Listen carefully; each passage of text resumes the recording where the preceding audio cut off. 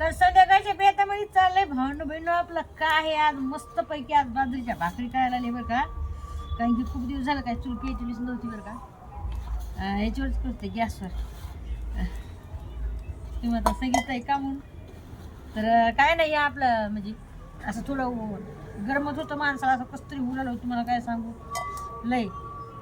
आणि ऊन पण लय सकाळी सकाळी लय पडायला त्याच्यामुळं काय केलंच नाही बघा.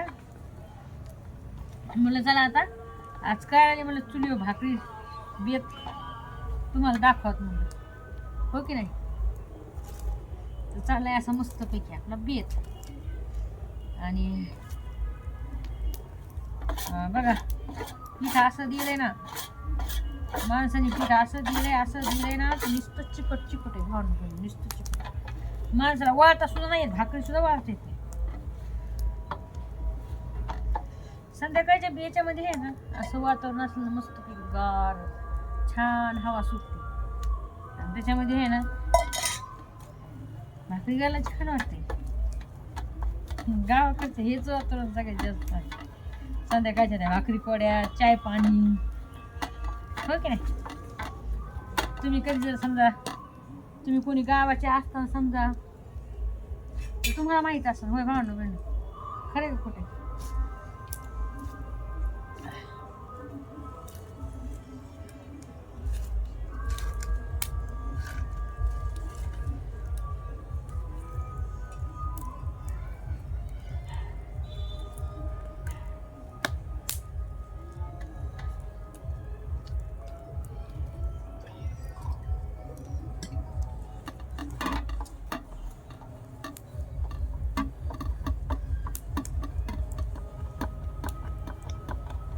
आणि याच्या ज्वारीच्या बाजरीच्या भाकरी आपल्या चुलीवरच छान होतात बघा मस्तपैकी खमंग लागत होतं.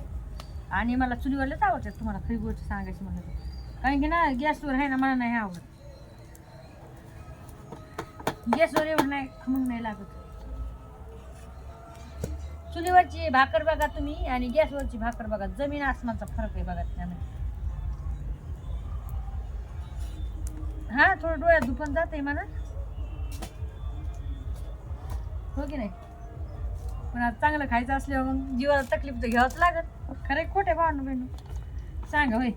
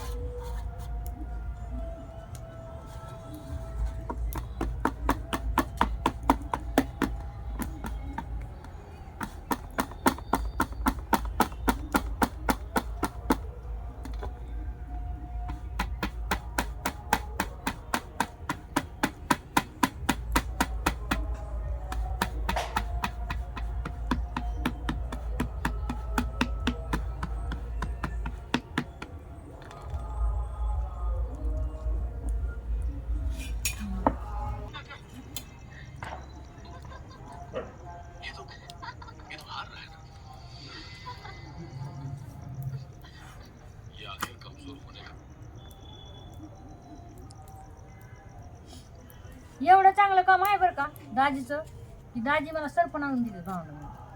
कुठं पण काही काय म्हणजे सरपण हे झाडं बिडं पडलेले असेल ना तर ते आणून देत मला. तेवढं काम लय चांगलं करते दाजी भारी. ते दुसरं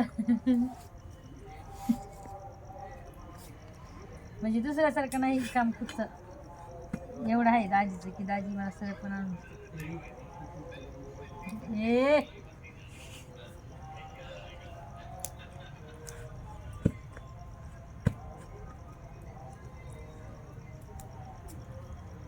होय दाजी दाजी पाणी तरी पा जरा मुका घेत होते काय मान